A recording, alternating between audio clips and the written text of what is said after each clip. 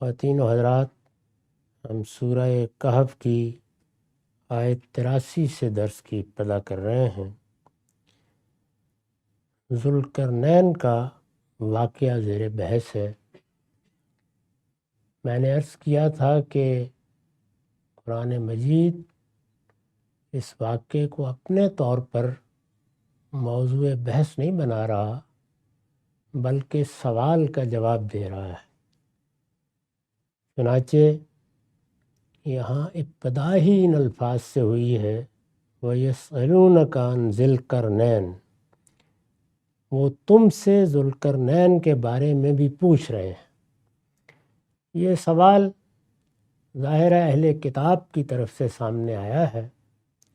اہل کتاب کے بارے میں ہم بیان کر چکے ہیں کہ وہ براہ راست مخاطب تو اس وقت ہوئے جب رسالت مآب صلی اللہ علیہ وسلم مکہ سے ہجرت کر کے مدینہ آ گئے، لیکن جب تک مکہ میں رہے اس وقت بھی ان کے لوگ مختلف سوالات پیش کرتے تھے، بعض اعتراضات القاء کرتے تھے، اور مشرکین سے یہ کہتے تھے کہ ان سے یہ بھی پوچھئے، ان سے یہ بھی پوچھئے۔ اس لحاظ سے وہ پس پردہ ہوتے ہوئے بھی مکی صورتوں میں مخاطب ہو جاتے ہیں، گاہے براہ راست اور گاہے روئے سخن ان کی طرف ہوتا ہے۔ یہ بھی انہی کا سوال ہے جس کے جواب میں قرآن مجید نے بعض حقائق واضح کیے ہیں۔ قرآن سوال کا جواب بھی اس وقت دیتا ہے جب کہ اس کے موضوع کے ساتھ اس کی مناسبت ہو۔ وہ جو بات کر رہا ہے، جو حقائق واضح کر رہا ہے، اگر کوئی چیز ان کی وضاحت کا ذریعہ بنتی ہے تو وہ سوال کا جواب دے دے گا، ورنہ اس طرح کی چیزوں کو درخور اعتنا نہیں سمجھا جاتا۔ ذوالقرنین کون تھا؟ میں ابتدائی تعارف کرا چکا ہوں۔ پچھلی نشست میں یہ بتایا تھا کہ اس سے مراد غالباً قدیم ایرانی بادشاہ خسرو ہے، جس کو یونانی میں سائرس کہا جاتا ہے۔ یہ بتا دیا تھا کہ اس کا اصل نام قرش تھا، یہی بعض اوقات قرس تلفظ بھی کیا جاتا ہے۔ 6 صدی قبل مسیح میں، یعنی سیدنا مسیح سے 600 سال پہلے، یہ اپنے والد کمبوچیا کی چھوٹی سی ریاست اشنان کا والی مقرر ہوا، اور پھر اس کو برسر اقتدار آتے ہی مادہ کے حکمرانوں سے مقابلہ کرنا پڑا۔ مادہ جہاں اب عراق شام کے ممالک ہیں، اس میں فتح حاصل ہوئی، پھر فتوحات کا سلسلہ شروع ہو گیا اور اس نے ایک بڑی سلطنت قائم کر لی۔ یہ سب باتیں بیان ہو چکی ہیں۔ اب اس کے آگے میں نے اس کے تعارف میں لکھا ہے، وہ ایک صاحب ایمان اور عادل بادشاہ تھا۔ یعنی یہ تو اس کی سلطنت تھی یا اس کے زمانے کا تعارف تھا۔ وہ کس طرح کا بادشاہ تھا؟ معلوم ہوتا ہے صاحب ایمان اور عادل بادشاہ تھا، یعنی توحید کا ماننے والا، اللہ تعالیٰ کے احکام کی پیروی کرنے والا بادشاہ تھا۔ یسیہ نبی کی پیشین گوئی میں اس کا نام خرس بیان کیا گیا ہے۔ یہ قریش، خرس، سائرس ایک ہی نام کی مختلف صورتیں ہیں۔ ہم جب پرانی زبانوں کا مطالعہ کرتے ہیں تو اس میں اسی طرح اپنے اپنے لہجے کے لحاظ سے لوگ ناموں میں تبدیلیاں کر لیتے ہیں۔ ہمارے ہاں عربی زبان میں بھی یہ دیکھیے کہ یونانی حکماء کے نام کیا صورت اختیار کر گئے ہیں۔ یہ سائرس ہی کی ذرا سی بدلی ہوئی شکل ہے جو خسرو کے نام کا یونانی تلفظ ہے۔ بائبل میں دانیال نبی کا ایک مکاشفہ نقل کیا گیا ہے۔ دانیال نبی کی بعثت بھی اسی زمانے میں ہوئی ہے جب یہ لوگ بالکل غلامی اور محکومی کی زندگی بسر کر رہے تھے۔ ان کا ایک مکاشفہ نقل کیا گیا ہے۔ دانیال نبی کے کچھ مکاشفات ہیں، یعنی وہ مشاہدات جو پیغمبروں کو کرائے جاتے ہیں ان کے لیے لفظ مکاشفہ استعمال ہوتا ہے بائبل میں۔ میں عرض کر چکا ہوں کہ یہ مشاہدات دونوں طریقوں سے ہوتے ہیں، یعنی انہی آنکھوں کے ساتھ سامنے ایک منظر آنا شروع ہو جاتا ہے۔ یہ گویا بیداری میں مکاشفہ ہے، بیداری میں رویا دکھا دیا گیا۔ جیسے ہم خواب دیکھتے ہیں تو ایک ہے نیند کے عالم میں خواب دکھانا، اور ایک ہے جاگتے ہوئے بیداری میں انہی آنکھوں سے خواب دکھانا۔ اسی کو سیدنا عبداللہ بن عباس نے ایک موقع پر رویا عین سے تعبیر کیا ہے۔ بائبل میں دانیال نبی کا ایک مکاشفہ نقل کیا گیا ہے، اس میں وہ کہتے ہیں تب میں نے آنکھ اٹھا کر نظر کی۔ اس میں دونوں احتمال ہو سکتے ہیں، یعنی ان کو نیند کی حالت میں یہ مشاہدہ کرایا گیا یا بیداری میں۔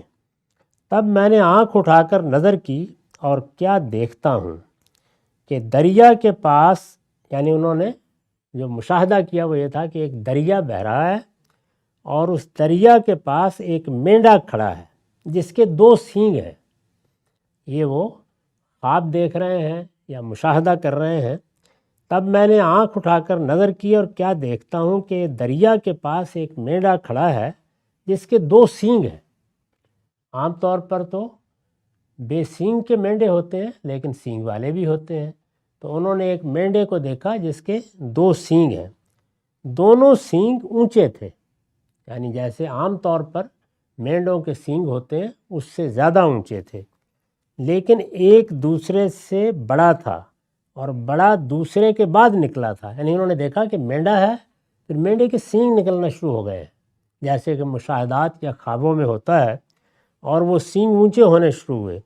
ایک بڑا ہو گیا اور بڑا جو ہے وہ دوسرے کے بعد نکلا، یعنی پہلے چھوٹا نکلا پھر ایک نکلا اور وہ بڑا ہوتا چلا گیا۔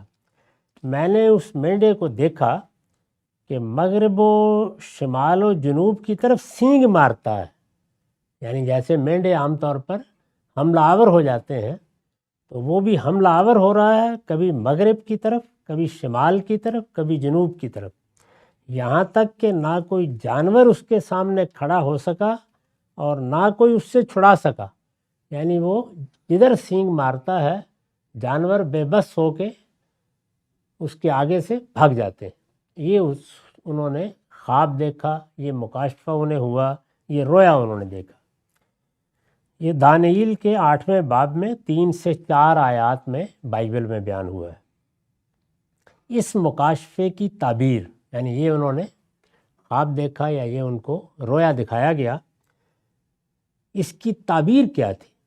کیا مطلب تھا اس کا کہ ایک دریا ہے، اس کے کنارے ایک مینڈا ہے، وہ سینگوں والا ہے، اس کے 2 سینگ ہیں، یہ سینگ سامنے نکلنے شروع ہوئے، پہلے چھوٹا نکلا پھر ایک بڑا ہوتا چلا گیا، اور پھر اس نے دائیں بائیں سینگ مارنا شروع کر دیے۔ تو اس کی تعبیر کیا ہے؟ یہ جب انہیں دکھایا گیا، جتنے بھی رویا ہوتے ہیں بیداری میں دیکھے جائیں، یعنی پیغمبر جن کو دیکھتے ہیں، یا وہ خواب میں دیکھے جائیں، وہ ہر حال میں محتاج تعبیر ہوتے ہیں۔ اور تعبیر میں تینوں چیزیں ہوتی ہیں، کبھی بالکل مطابق واقعہ تعبیر ہوتی ہے، لیکن ایسا بہت کم ہوتا ہے۔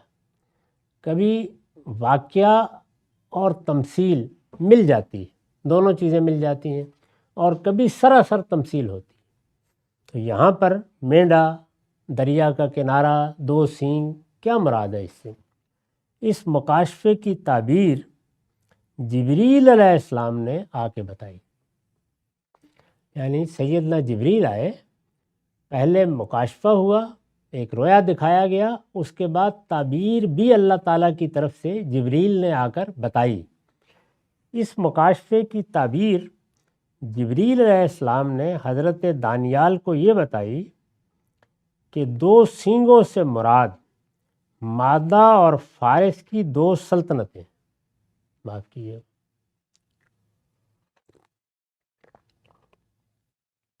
یعنی مینڈے کے جو 2 سینگ نکلتے ہوئے دیکھے ہیں تو اس سے مراد ہے مادہ اور فارس کی 2 سلطنتیں۔ اب یہ ایک چھوٹی سی انشان کی ریاست سے اٹھے تھے، پھر انہوں نے آگے بڑھ کر دائیں بائیں کی سلطنتیں فتح کیں۔ اس میں سب سے پہلے مادہ جو اب عراق شام وغیرہ کا علاقہ ہے، یہاں کی حکومت فتح ہوئی، اور فارس میں بھی۔ تو 2 سلطنتیں اس سے مراد ہیں جنہیں موعود بادشاہ زیر نگیں کرے گا۔ اللہ تعالیٰ نے ایک بادشاہ کا انتخاب کر لیا ہے، وہ کون ہے؟ خورس ہے۔ اور یہ بادشاہ جب اپنی سلطنتوں کو فتح کرے گا تو وہ 2 بڑی سلطنتیں ہوں گی، ایک مادہ کی اور ایک فارس کی۔ ان دونوں سلطنتوں کو 2 سینگوں کی صورت میں رویا میں دکھایا گیا۔ عرب کے یہود غالباً اسی بنا پر خورس کو ذوالقرنین کہتے تھے۔ ذوالقرنین کا مطلب ہی عربی زبان میں 2 سینگوں والا ہے۔ عرب کے یہود، یعنی یہ ظاہر ہے کہ یہ نام تو عربی زبان میں دیا گیا، عربی زبان میں قرن سینگ کو کہا جاتا ہے۔ تو چونکہ یہ بتایا گیا تھا کہ اس کی 2 سلطنتیں ہوں گی، مادہ کی سلطنت اور فارس کی سلطنت، یہ تعبیر اس رویا کی گئی تھی۔ عرب کے یہود اس کا ذکر کرتے تھے اس لیے کہ ان کی تاریخ میں یہ بہت بڑا واقعہ تھا۔ اللہ تعالیٰ نے سورہ بنی اسرائیل میں بتایا ہے کہ 2 مرتبہ ان کو فلسطین سے کھدیڑ کر نکالا گیا ہے۔ 1500 سال کی سیدنا موسیٰ کے بعد جو ان کی تاریخ ہے، اس میں ظاہر ہے کہ وہ ابواب بھی ہیں جو سیدنا داؤد اور سیدنا سلیمان نے لکھے ہیں، اور اس میں ایک بڑی سلطنت، حکومت، اقتدار، دولت، خدم، حشم سب کچھ ہے۔ لیکن برے دن بھی آئے ہیں، اور وہ برے دن کیوں آتے رہے ہیں اس کو بھی بائبل میں بیان کر دیا گیا ہے کہ جب انہوں نے خداوند کی نافرمانی کی تو پھر عذاب کا تازیانہ برسنا شروع ہو گیا۔ اس کے 2 بڑے واقعات سورہ بنی اسرائیل میں خود قرآن نے بیان کیے ہیں۔ ایک جس میں نبوکدنضر نے، جو بابل کا بادشاہ تھا، حملہ کیا اور ان کے معبد کو تباہ و برباد کر دیا، پوری قوم کو غلام بنا لیا اور پھر اس کو لے کے چلا گیا۔ ایک وہ واقعہ ہے، اور دوسرا سیدنا مسیح علیہ السلام کے 15-20 سال بعد 70 عیسوی میں رومی بادشاہ تیتس نے جب حملہ کیا ہے، وہ بھی اسی طریقے سے ہوا، اور اس کی تفصیلات بھی رونگٹے کھڑے کر دینے والی ہیں، جس طرح سے ان کو وہاں سے آ کے پھر نکال دیا گیا۔ یہ وہی ان کا خروج ہے جس کی اب ہم داستانیں پڑھتے ہیں، یعنی 70 عیسوی میں پھر یہ دنیا میں بکھیر دیے گئے، کبھی یہاں کبھی وہاں۔ صاف معلوم ہوتا ہے کہ عرب میں بھی یہ اس کے بعد گئے۔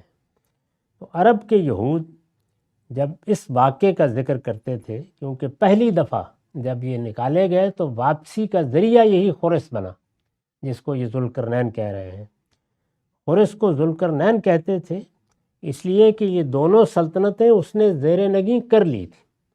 یعنی جو رویا دکھایا گیا تھا کہ دانیال نبی نے ایک 2 سینگوں والا مینڈا دیکھا ہے، تو یہ واضح ہو گیا تھا کہ وہ 2 سینگوں سے مراد یہ 2 سلطنتیں ہیں، اور مینڈے سے مراد خورس ہے، یہ بادشاہ ہے جس کا اللہ نے انتخاب کر لیا۔ قرآن مجید نے بھی جب اس کا ذکر کیا ہے تو یہ کہا ہے کہ ہم نے جب یہ فیصلہ کیا کہ اپنی منتخب قوم، جس قوم کو ہم نے دنیا کی قوموں میں سے انتخاب کیا تھا، بنی اسرائیل، اس کو سزا دیں، تو اس کے لیے ہم عباد لی اولی باسن شدید، اپنے ان بندوں کو اٹھا لائے جن کو ہم نے بڑی قوت عطا کی تھی، یعنی انہی کے ذریعے سے پٹائی کروا دی ان کی۔ تو یہ بابل کے بادشاہ کے زیر عتاب آئے ہوئے تھے۔ یہودیوں میں اس 2 سینگوں والے کا بڑا چرچا تھا، یعنی ان کے ہاں عام طور پر اس کا ذکر ہوتا تھا، ذوالقرنین۔ عربی زبان بولتے تھے عرب کے یہود، تو وہ عربی میں ذوالقرنین کہتے تھے، باقی جگہوں کے لوگ اپنی اپنی زبان میں یہی تعبیر اختیار کرتے تھے، کیونکہ اسی کی ٹکر نے بالآخر بابل کی سلطنت کو بھی پاش کیا اور بنی اسرائیل کو اسیری سے نجات دلائی۔ بابل کی سلطنت اسی عراق میں تھی۔ یہ جس میں سیدنا ابراہیم کی پیدائش ہوئی ہے، وہ شہر بھی اس کے قریب ہی ہے۔ بالآخر بابل کی سلطنت کو بھی پاش کیا اور بنی اسرائیل کو اسیری سے نجات دلائی۔ یہ غلام تھے، اور غلامی کی بڑی بدترین صورتحال تھی۔ اگر آپ بائبل میں پڑھیں تو اندازہ ہوتا ہے کہ اس وقت کیا سلوک کیا جاتا تھا ان قوموں سے جنہیں غلام بنا لیا جاتا تھا۔ نماز بھی پڑھنے کی اجازت نہیں۔ دانیال نبی بھی یہ معلوم ہوتا ہے کہ نماز عصر ادا کر رہے تھے، دیکھ لیے گئے کسی چوبارے کی کھڑکی سے۔ تو اس طرح کا معاملہ بالکل وہی صورت اختیار کر گیا تھا جو ہم اپنے ملک میں دیکھتے ہیں کہ پھر پولیس آ گئی۔ عبادات تک کے معاملے میں یہ صورت تھی۔ یہودیوں میں اس 2 سینگوں والے کا بڑا چرچا تھا، کیونکہ اسی کی ٹکر نے بالآخر بابل کی سلطنت کو بھی پاش کیا اور بنی اسرائیل کو اسیری سے نجات دلائی، جس کے نتیجے میں یہ نکل گئے تھے وہاں سے۔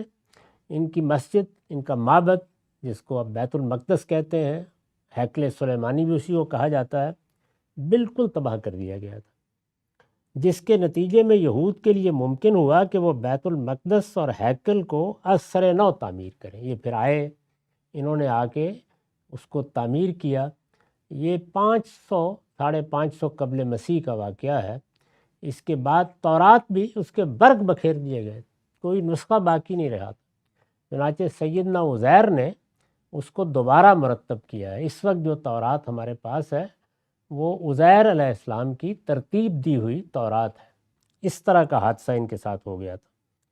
اس کا ایک مجسمہ، یعنی ذوالقرنین کا، اس کا ایک مجسمہ ماضی قریب میں استخر کے نزدیک دریافت ہوا ہے، جو ارد شیر اول کے زمانے کا نسب کردہ ہے۔ یہ وہی ایران اور عراق کا علاقہ ہے، تو وہاں استخر کے نزدیک ایک مجسمہ دریافت ہوا ہے ذوالقرنین کا۔ اس میں بھی اسی طرح سے اس کے خود پر 2 سینگ بنے ہوئے ہیں، جو ارد شیر اول کے زمانے کا نسب کردہ ہے۔ اس میں اس کے تاج میں 2 سینگ بھی ابھرے ہوئے نظر آتے ہیں، یعنی خود یا تاج اس طرح بنایا گیا ہے کہ اس میں 2 سینگ ہیں۔ ہو سکتا ہے کہ یہ بھی اسی چیز کی علامت ہوں جس کی بنا پر یہود اسے ذوالقرنین کہتے تھے۔ یہ ذوالقرنین کا ایک مختصر تعارف کرا دیا ہے۔ اس تعارف کے بعد اب چونکہ آگے مہمات کا ذکر ہے، یعنی قرآن زیر بحث لے آیا ہے کہ اس نے کس طرح سے فتوحات کیں، اس پر میں نے لکھا ہے کہ اس کی جن مہمات کا ذکر آگے ہوا ہے ان میں سے 2 مہمیں مشرقی اور مغربی، یعنی جو سلطنت اس کی قائم تھی اس کے مشرق کی طرف ایک مہم ہوئی بڑی، ایک مغرب کی طرف ہوئی۔ ان میں سے 2 مہمیں مشرقی اور مغربی تو تاریخ کی روشنی میں ثابت ہیں، یعنی جو اس کی تاریخ معلوم ہے اس میں ان دونوں مہمات کا ذکر بھی تفصیل کے ساتھ ہوا ہے، اس لیے کہ اس کی فتوحات یقیناً مغرب میں ایشیائے کوچک، جس کو آپ ایشیا مائنر کہتے ہیں، ایشیائے کوچک اور شام کے سواحل تک، اور مشرق میں باختر، جس کو اب آپ بلخ کہتے ہیں، تک وسیع ہو گئی تھی، مگر شمال یا جنوب میں اس کی کسی بڑی مہم کا سراغ تاریخ میں نہیں ملتا۔ اب جو یاد کریں کہ رویا دیکھا گیا تھا اس میں یہ تھا کہ وہ مغرب کی طرف بھی سینگ مارتا ہے، شمال کی طرف بھی اور جنوب کی طرف بھی، تو مشرق اور مغرب کی مہمات کا ذکر تاریخ میں ملتا ہے بڑی تفصیل سے، لیکن شمال یا جنوب اس کا ذکر نہیں ملتا، مگر شمال یا جنوب میں اس کی کسی بڑی مہم کا سراغ تاریخ میں نہیں ملتا۔ اس کی وجہ آگے جا کے معلوم ہو جائے گی، قرآن نے کیا ہے، جبکہ قرآن اس کا ذکر بڑی صراحت کے ساتھ کرتا ہے، یعنی ایک تیسری مہم کا ذکر بھی کرتا ہے۔ تاریخ میں کیوں نہیں ہے وہ میں عرض کر دوں گا، تاہم شواہد و قرائن اس کے بھی موجود ہیں، کیونکہ تاریخ کی روح سے حرس کی سلطنت شمال میں قفقاز تک وسیع ہو گئی تھی، جن کو کوہ کاف کہتے ہیں آپ، قفقاز کا علاقہ، یہاں یہ چچنیا وغیرہ ہے، تو ان علاقوں تک وسیع ہو گئی تھی۔ یہ اس کی مہمات کا تعارف ہے۔ تو ذوالقرنین کا جو کچھ تعارف تھا وہ بھی میں نے کرا دیا۔ اس کو ذوالقرنین کیوں کہتے ہیں یہ بات بھی واضح ہو گئی، یعنی ان کی 2 بڑی سلطنتوں کی تعبیر یہ اختیار کر لی گئی تھی کہ تاج پر بھی 2 سینگ ہوں گے، گویا وہ علامت تھے اس بات کی کہ اس بادشاہ نے کتنی بڑی سلطنت قائم کر لی ہے، بلکہ 2 بڑی سلطنتوں کا بادشاہ ہو گیا ہے۔ اس سے پہلے زیادہ تر بابل کے حکمرانوں کی سلطنتیں بڑی سلطنتیں سمجھی جاتی تھیں۔ ویسے تو اگر آپ کبھی بڑی سلطنتوں کا ذکر پڑھیں تو وہ سینکڑوں کی تعداد میں قائم ہوئی ہیں۔ ان میں سے آخری بڑی سلطنت برطانوی سلطنت تھی، جو کم و بیش 35.5 ملین رقبے پر قائم ہوئی، اور اس لحاظ سے یعنی رقبے کے لحاظ سے دنیا کی سب سے بڑی سلطنت سمجھی جاتی ہے۔ لیکن اس سے پہلے بھی بہت سی قائم ہوئی، تو اس کی سلطنت بھی اس علاقے میں عراق، شام اور اسی طرح ایران، افغانستان اور اوپر قفقاز تک چلی گئی تھی۔ تو یہ مشرق، مغرب، شمال کے علاقوں تک پھیلی ہوئی سلطنت تھی اس زمانے کے لحاظ سے۔ ایک طرح سے دنیا جیسی کچھ بھی اس وقت تھی، متمدن دنیا ساری ہی فتح ہو گئی تھی۔ باقی زیادہ تر قبائلی علاقے تھے۔ یہ یورپ بھی قبائلی علاقوں کی طرح کا ایک علاقہ تھا اس زمانے میں، اسی طرح اوپر کے علاقوں کا بھی یہی حال تھا۔ تو اس متمدن علاقے میں اس کی سلطنت قائم ہو گئی تھی۔